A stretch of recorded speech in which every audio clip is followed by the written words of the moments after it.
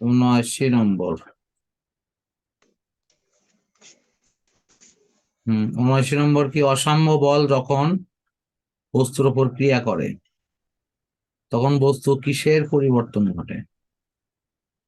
Sir আমি ক নাম্বারটা দিছি, কিন্তু উত্তর দেওয়া আছে ঘ। অসাম্য বল মানে বোঝো কি? জি স্যার, মানে দুই দিকে যখন বল সমান হয় না এবং বিপরীত দিক হয়। তাহলে বস্তুকে প্রথমত টানবে একদিকে তো। জি স্যার। তাহলে বস্তুটা যেদিকে যাচ্ছিল বল তো সেই দিকে টান, মানে সেই দিকে, যেহেতু অসাম্য বল তাহলে ওই জি স্যার। বস্তু কি কোনো ভারসাম্য থাকবে? না স্যার, কোনো ভারসাম্য থাকবে না। তাহলে তার বেগের মান এবং দিকের পরিবর্তন হবে।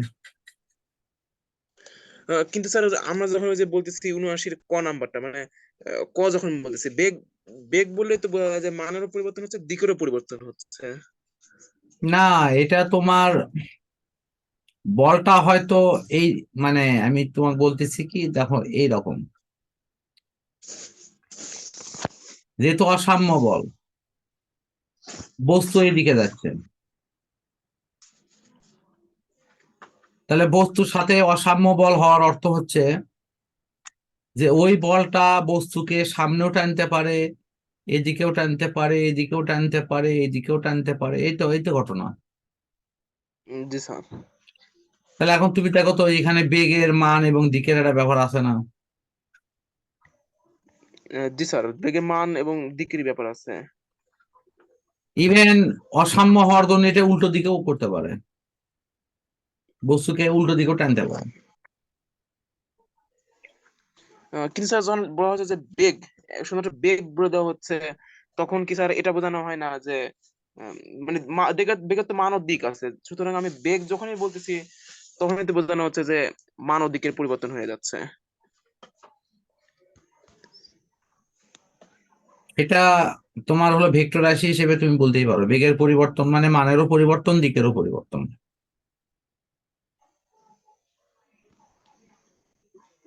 আহ, এই কথা তাই আমি কথা বুঝতে বলতেছিলাম যে পারছো?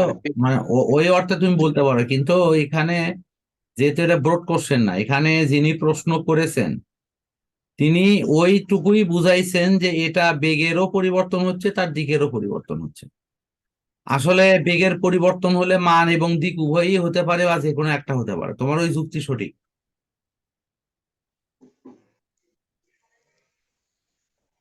কিন্তু এখানে এই অপশনটা সেট করে মনে করো ঝামেলাটা তৈরি করছে। বুঝতে পারছো কি? জি স্যার। তা কাজেই তুমি যদি বলো যে বস্তুর কিসের পরিবর্তন ঘটে, হ্যাঁ বেগেরই পরিবর্তন হয়। বেগের পরিবর্তন মানে কি, তার দিকও হতে পারে, তার মানও হতে পারে, অথবা উভয়ই হতে পারে। সুতরাং ওই দৃষ্টিকোণ থেকে তোমার উত্তর সঠিক। আর কোনোটা? না স্যার, আর কোনো সমস্যা নাই। তাহলে তুমি এটাকে, মানে এটা যেহেতু কনফিউশনাল প্রশ্ন, এটাকে ওকে ধরেই নাও।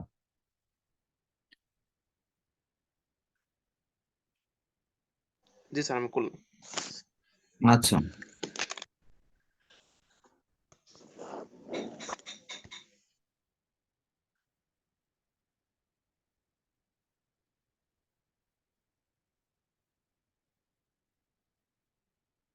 আজকে পড়া কোথায় থেকে হবে? স্যার পদার্থবিজ্ঞান, কাজ, ক্ষমতা ও শক্তি।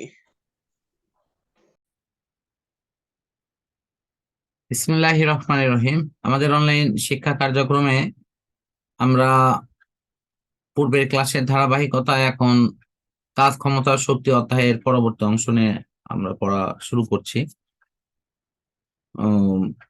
এমসিকিউ পরীক্ষাতে আমরা যে বিষয়গুলো ইতোমধ্যে দেখে এসেছি, সেখানে কিছু বিষয় হয়তো আমাদের কাছে এরকম থাকে যে কিছু কনফিউশনাল প্রশ্ন হয়।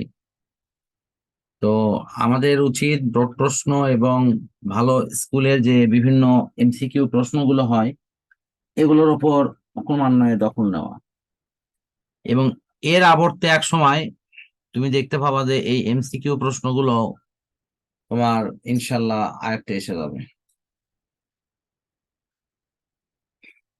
এখন দেখো এই শক্তি রূপান্তর পরিবেশের উপর কি প্রভাব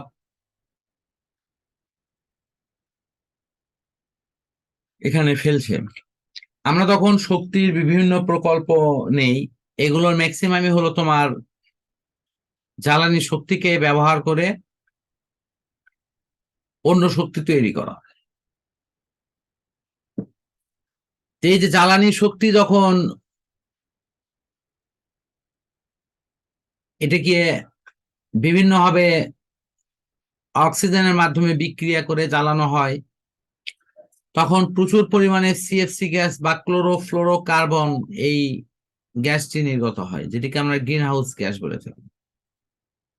এর ফলশ্রুতিতে দেখা যায় যে বিশ্বের তাপমাত্রা ক্রমান্বয়ে কিন্তু ঊর্ধ্বমুখী, এবং এই ঊর্ধ্বমুখী অবস্থানটা কিন্তু ডে বাই ডে আরো ইমপ্রুভ হচ্ছে। আমরা আশঙ্কা করছি কোনো এক সময় হয়তো পৃথিবীর তাপমাত্রা এমন একটা পর্যায়ে গিয়ে পৌঁছিবে যে দুই মেরুতে থাকা বরফগুলো ক্রমান্বয়ে গলে যাবে এবং এগুলো দুই মেরুতে এক ধরনের বিপর্যয়কর অবস্থা তৈরি করবে। আমরা জানি সাগরে দুই দুই চার 10 বালতি পানি ঢাললে সাগরের উচ্চতা তেমন বাড়ে না, কিন্তু এক একটি পাহাড়, এক একটি বরফের পাহাড় যদি সাগরে গলে আসে, তাহলে সাগরের উচ্চতা কিন্তু কিছুটা হলেও বেড়ে যায়। এবং এই ক্ষেত্রে আমরা যেহেতু তার বিপরীত কোনো ব্যবস্থা নেওয়ার মতো অবস্থায় নেই, আমরা সাগরে বড় ধরনের কোনো বাঁধ দিতে পারছি না, যার ফলে আমাদের এক সময় ঝুঁকি থাকছে যে নিম্নাঞ্চলগুলো কিন্তু এই সাগর দ্বারা প্লাবিত হয়ে একটা ভয়াবহ অবস্থা কিন্তু তৈরি করতে পারে। তো বর্তমানে আমাদের নানা প্রযুক্তি নানাভাবে হেল্প করলেও এই ক্ষেত্রে কিন্তু খুব ভালো প্রযুক্তি বা ভালো কিছু হওয়ার অপশন খুবই কম। এখন দেখো শক্তির নিত্যতা বিধি এবং রূপান্তর। শক্তিকে সৃষ্টি বা ধ্বংস করা যায় না, শুধু এক রূপ থেকে এক বা একাধিক রূপে পরিবর্তন করা যায়। শক্তির পরিমাণ সুনির্দিষ্ট এবং অপরিবর্তনীয়।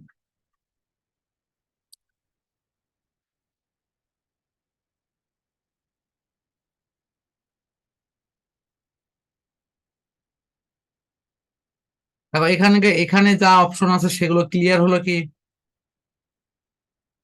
জি স্যার। এই যে পেন্ডুলাম বা ইয়ে যে দুলতেছে, এখানকারও কিন্তু কিছু বিষয় আছে যে যখন এটা উপরের দিকে উঠে যাচ্ছে তখন মন্দন হচ্ছে, আবার নিচের দিকে নামলে কিন্তু ত্বরণ হচ্ছে।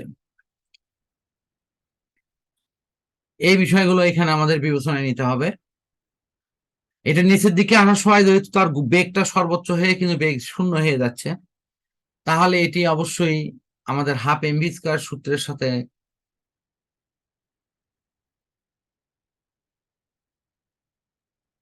এখন দেখো আমাদের যেহেতু প্রত্যেকটা সিস্টেমের সাথে একটি করে ধাতব গোলক আছে, সুতরাং এটি নর্মাল নিয়মে যেভাবে এইগুলো দোলার কথা বা যে সিস্টেমে এটি দুলবে এটি সেইভাবেই কিন্তু মানে তার ইনস্ট্রাকশনটা দেওয়া উচিত। আমার এখানে যেটি বলার তা হলো গতিশক্তি আর বিভব শক্তির সমষ্টিতে সবসময় ধ্রুবক থাকে, এটি জানিয়ে দেওয়া।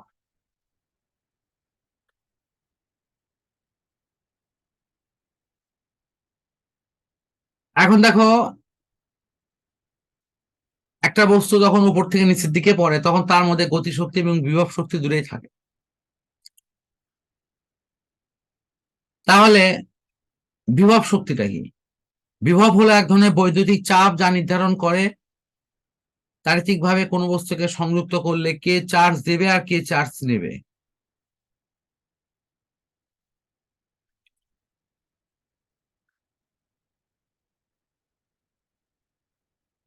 এখন দেখো এই শক্তি রূপান্তর নানা প্রক্রিয়ায় হয়ে থাকে, তার মধ্যে তোমার সবচেয়ে কমন যে রূপটা আছে সেটা যান্ত্রিক শক্তি। এই যান্ত্রিক শক্তি আবার দুরূপে পরিবর্তন হয়, একটা হলো গতিশক্তি আর একটা হলো বিভব শক্তি, বা আমরা এটিকে কি বলে থাকি, স্থিতিশক্তি বলে থাকি।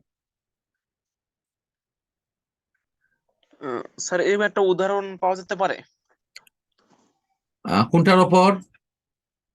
এই যে স্যার মানে যান্ত্রিক শক্তি, স্থিতি শক্তি এবং মানে বিভব শক্তি এবং গতি দেখো, শক্তিতে। যান্ত্রিক শক্তি তুমি মনে করো কোনো একটা বস্তুকে যান্ত্রিক কাঠামো ব্যবহার করে 5 ফিট উপরে উঠালে, তাহলে এখানে যান্ত্রিক শক্তি ব্যয় করে এই বস্তুটা কিন্তু উপরে উঠলো। তাহলে এই যান্ত্রিক জি শক্তির স্যার। যে ব্যয়িত ব্যয় সেটা হলো এমজিএইচ। আর ওখানকার ক্যালকুলেশন করেও তুমি যদি মান পাও সেটাও এমজিএইচই হবে।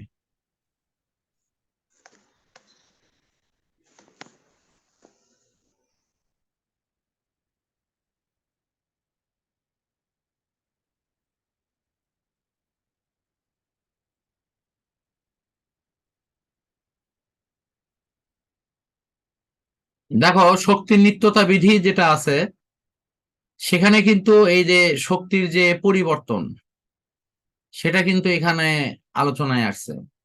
একটা বস্তুকে তুমি উপরে উঠালে, তারপরে ক্রমান্বয়ে সেটিকে ছেড়ে দিলে, এটা নিচে নামতে থাকবে, এবং নিচে নামার সময় দেখা যাবে যে কোনো বিন্দুতে তার গতিশক্তি আর বিভব শক্তির সমষ্টি কিন্তু ধ্রুবক হবে। এটা অলওয়েজ, এই নীতিটা সে কিন্তু মেনে চলে। তো সুতরাং এই গতিশক্তি, বিভব শক্তি সহ প্রয়োজনীয় যে আদার্স বিষয়গুলো আছে, এগুলো কিন্তু আমাদের এই স্থিতিশক্তি আর বিভব শক্তির ভিন্ন ভিন্ন রূপ হিসেবে দেখা দেয়। শক্তি রূপান্তর, বিদ্যুৎ শক্তি কিভাবে অন্য শক্তিতে রূপান্তর হয়েছে। আমরা বিদ্যুৎ শক্তি কি করি, পৃথিবীর প্রায় ম্যাক্সিমাম যন্ত্রচালিত জিনিসগুলো কিন্তু বিদ্যুৎ শক্তি দিয়েই চলে, তাই চলে না? জি স্যার। আমাদের অবস্থাটা এমন হয়ে গেছে যে বিদ্যুৎ না থাকলে আমরা মনে হচ্ছে যে পুরো পৃথিবীর সুযোগ সুবিধা থেকে বঞ্চিত হচ্ছি, এবং আমাদের জীবনের যে জৌলুস অবস্থান এগুলো কিন্তু প্রায় হারিয়ে যায়। সুতরাং বিদ্যুতের কোনো বিকল্প কিন্তু নেই। বিদ্যুতের শক্তিটা অন্য শক্তি, অনেক শক্তিতে রূপান্তর হয়। তাপ শক্তি হয়, চুম্বক শক্তি হয়, আলোক শক্তি হয়, আরো অনেক কিছু। তাহলে স্যার বিদ্যুৎ শক্তি আর বিদ্যুৎ বলের মধ্যে পার্থক্য কি হচ্ছে? মানে শক্তি আর বল বল হলো যেহেতু আলাদা বল জিনিস। হলো ভর, বল গুণন সরণ সমান হলো কাজ। তার মানে বল যদি হয় তাহলে বিদ্যুৎ শক্তি গুণন হলো বল।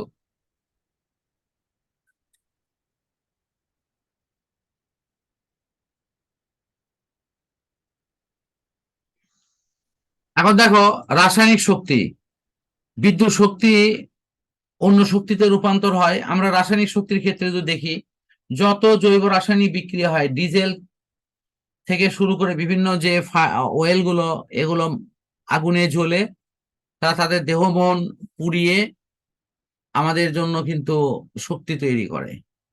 তাহলে এখানে আগুনে যে পুড়ে যাচ্ছে সেখানেও কিন্তু অক্সিজেনের সাথে তার বিক্রিয়া হচ্ছে। ব্যাটারির মধ্যে যে বিভিন্ন রাসায়নিক বিক্রিয়া হয় তার ফলে আমরা বিদ্যুৎ পাই, সেটাও কিন্তু এক প্রকার রাসায়নিক শক্তি।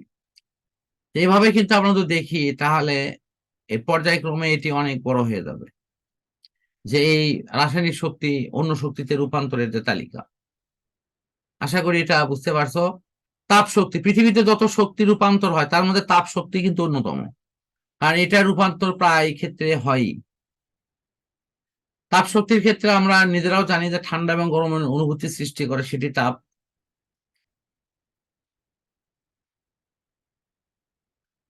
এই তাপ শক্তির মাধ্যমে আমরা পরিবেশকে রক্ষা করতে পারি, ঠান্ডা পরিবেশ থেকে গরম রাখতে পারি। বিদ্যুতের বিভিন্ন সিস্টেমকে চালনা দিতে পারি। এগুলো অনেকগুলো অপশন কিন্তু আছে।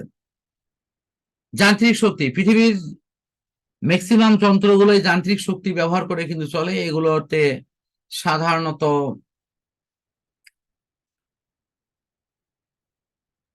স্বাভাবিক অপশন থেকে অন্য অবস্থানে নিয়ে যাওয়ার জন্য কাঠামোগত যে উন্নয়ন সেটি কিন্তু এখানে নেই।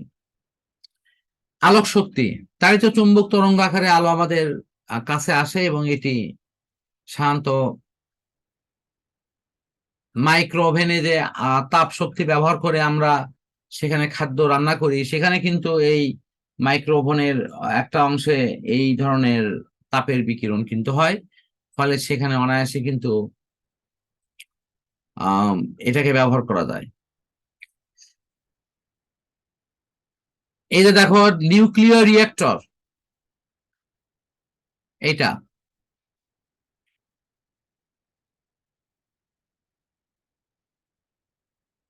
এটা কি বুঝাই দেব?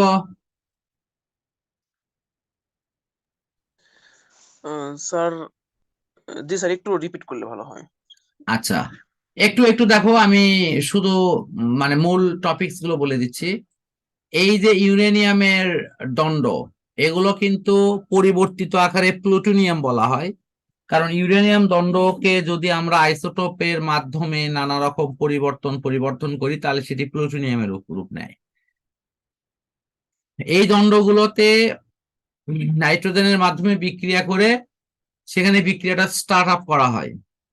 পরবর্তীতে এই বিক্রিয়াটা চালিয়ে নেওয়ার জন্য আর আমাদের কিছুই করতে হয় না। এই বিক্রিয়া নাম হলো শৃঙ্খল বিক্রিয়া, পরপর বিক্রিয়াটা চলতেই থাকে। কথা বুঝতে পারছো কি? আর এই বিক্রিয়ার ফলে যে তাপ উৎপন্ন হয়, সেটা ওখানকার পানিকে ফুটে বাষ্প করে। ওই বাষ্পগুলো তোমার এই নল দিয়ে যায়। সিস্টেমটা খালি বুঝে নাও, এই নল দিয়ে যায়।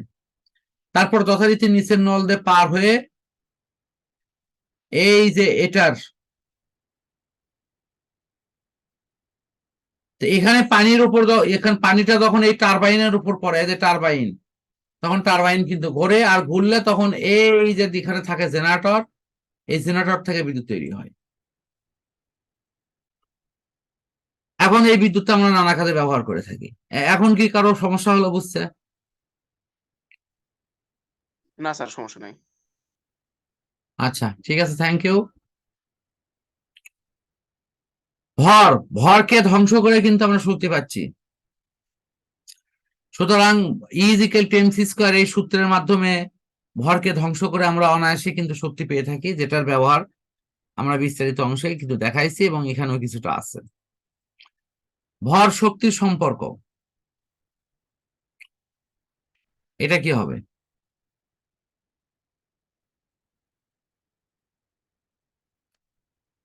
ভর শক্তি রিলেশনে কি বলা, E=mc², কিন্তু আসলে সমীকরণটা কি হয়? এখানে দেখো নাই নাই এখানে যে নিউট্রন দ্বারা ইউরেনিয়াম পরমাণুকে আঘাত করা হচ্ছে, সেটা ক্রিপ্টন এবং বেরিলিয়াম কিন্তু অপেক্ষা করে।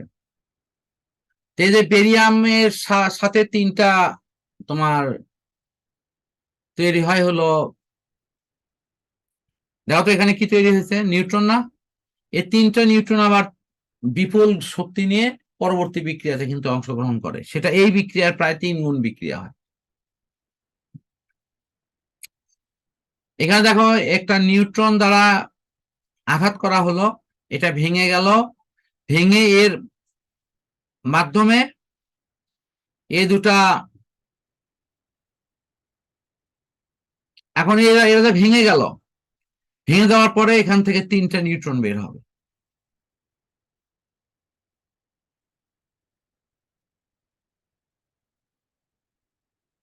এখানে ঠিক মডেলটা কিন্তু দেখানো আছে। এটাকে আর এটা আর দেখা লাগবে না, হলে আমি পরের অংশে যাই।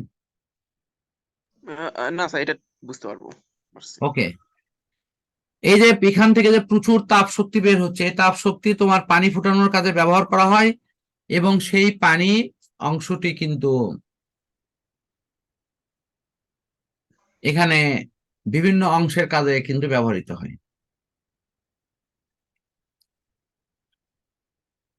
এখন এই তাপ শক্তিকে কন্ট্রোলের জন্য সাধারণত পুরো ছাদটাকে ভিজে রাখা হয়। এখানে দেখো,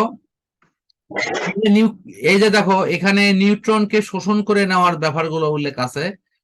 এই নিউট্রন যদি একের পর এক বিক্রিয়া করতে থাকে, তাহলে প্রথমে বিক্রিয়া করবে 3টা, তারপরে হবে কত, 3×9টা, তারপরে হবে 27টা, এরপরে হবে 81টা। এই সংখ্যাটা যত বাড়বে, বিক্রিয়ার গতি তত বাড়বে, এবং সেকেন্ডের ভগ্নাংশের মধ্যে এই বিক্রিয়াটা যদি না থামানো যায়, তাহলে সেখানে কিন্তু পারমাণবিক বিস্ফোরণ ঘটবে।